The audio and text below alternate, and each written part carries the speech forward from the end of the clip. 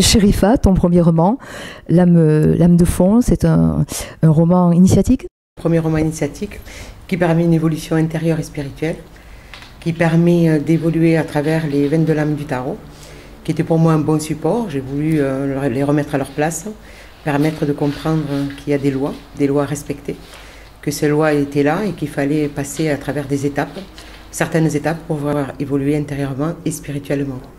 Quelles sont justement ces grandes épreuves? Déjà, il faut surpasser certaines choses qui sont liées déjà au corps. Hein. Donc, il y a quand même pour certains, pas pour tout le monde, hein, parce qu'il y a des actes qui sont nuisibles, très très nuisibles, le meurtre et le suicide. Alors, pour les gens qui se suicident, ils ont autant de réincarnations qu'il faut. Il y a aussi le vol et toute l'inconduite sexuelle. Donc il y a des choses qu'il faut vraiment surpasser et essayer d'améliorer sa pensée, parce que la pensée, elle est au quotidien. On pense tout le temps, on pense à acte, mais l'acte, bon, on n'en fait pas tout le temps, puisqu'on essaie d'éviter certaines choses. Par contre, la pensée, elle est quand même au quotidien. Donc la pensée est très très importante pour évoluer spirituellement et s'alléger par rapport à sa conscience. Essayer de surpasser avec ses pensées positives, justement, les pensées négatives, parce que le fait d'améliorer et de voir les choses différemment, d'apporter aux autres, de donner le don de soi, de servir, d'être à l'écoute des gens, on surpasse beaucoup de choses dans cette vie. Donc la vie est beaucoup plus agréable par la suite. Alors comment il faut faire pour rencontrer une personne qui va en toi déclencher ce processus, ce parcours? La foi, on la trouve à travers des épreuves, des actes, des difficultés de la vie, puisque les épreuves, beaucoup vivent des souffrances et ne connaissent pas du tout l'origine. Donc facilement, on dit que ça vient des uns, ça vient des autres. On ne se remet pas en question réellement. Donc ça permet justement de surpasser ses propres souffrances pour aller vers beaucoup plus de bonheur, trouver la paix, l'apaisement et essayer justement d'être bien dans la famille ou autour de soi. Parcours vers Dieu, parcours vers, on y retrouve la franc-maçonnerie aussi, on y retrouve le cosmos, le karma. C'est quand même le chemin initiatique, on démarre, hein, on est complètement apprenti, puis il y a des étapes et des degrés qu'on doit surpasser. Donc c'est un petit peu le sens de la vie par rapport à l'évolution qu'on recherche, les étapes qu'on gravit tout le long de notre vie.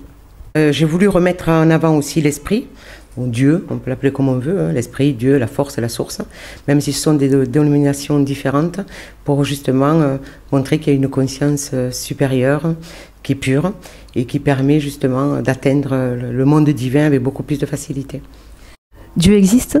Et par-delà la réincarnation, puisque tout à l'heure tu parlais de réincarnation. Tout à fait, tout à fait. Après on peut l'appeler comme on veut, hein, mais il y a bien une force supérieure qui est là et qui nous anime. Et à nous de l'atteindre pour essayer de se surpasser. C'est le but des réincarnations, des lois, de la loi de cause à effet et des vies successives qui nous attendent. C'est arriver justement à cette conscience supérieure et à essayer d'évoluer pour pouvoir avancer et puis peut-être faire, parce que c'est pas très loin que de nous, hein, monde divin, monde terrestre, on ne sait pas où il est peut-être à côté, il est peut-être pas à côté, mais c'est justement de passer de l'autre côté, de pouvoir aider les autres.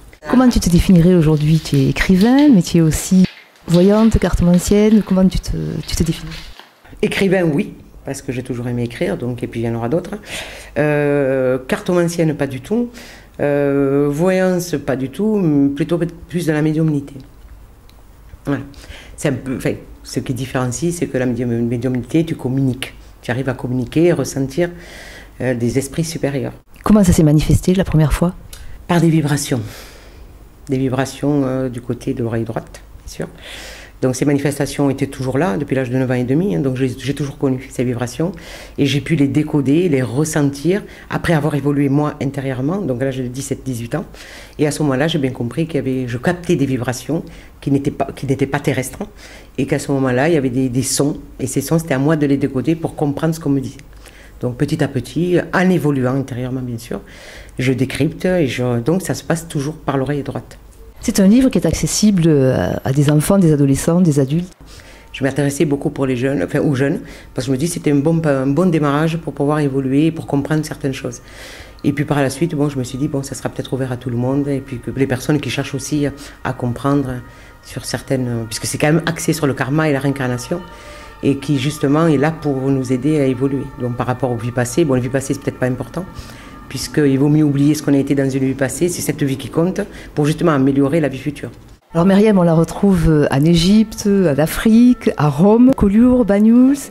Certains passages en Égypte, et ce sont ses vies antérieures. Donc elle rêvait de ses vies antérieures, donc ça lui appartenait, c'était dans sa mémoire. Et après par rapport à Collioure, là c'est la deuxième étape de sa vie, celle qu'elle peut choisir, puisqu'on a quand même le choix et le libre arbitre. Là elle choisit sa vie, elle choisit son chemin, et elle va vers vraiment le destin qui lui appartient réellement. Quel est le message de ton livre, à la limite, et qui serait aussi le tien? L'amour, de donner énormément d'amour, d'arrêter de faire des différences. La différence, c'est l'hypocrisie, le mensonge. C'est vraiment quelque chose qu'il faudrait commencer un petit peu à éliminer. Parce que la pensée, la parole fait beaucoup, beaucoup de mal, aujourd'hui aussi. Et que ce monde terrestre qui est notre vaisseau est en danger. Très en danger. Et si un jour on perd notre monde terrestre, qui est aussi notre vaisseau, on n'aura plus la possibilité de se réincarner. L'imagerie populaire dit aussi qu'on se réincarne en chat, un chien. Est-ce que c'est possible? La dernière vie, les dernières vies, ce sont les animaux domestiques. Voilà. On passe du règne végétal au règne animal. Et la dernière vie, c'est les animaux domestiques, c'est les plus proches de nous. Si je te parle de destin et de fatalité, non, ça n'existe pas. Non, tout est programmé. Tout est programmé, on se choisit son destin. Par la méditation, la prière est importante, la foi, mais aussi par son sens de responsabilité. Et plus on évolue, plus le sens de la responsabilité est important, plus on est guidé, parce qu'on est guidé.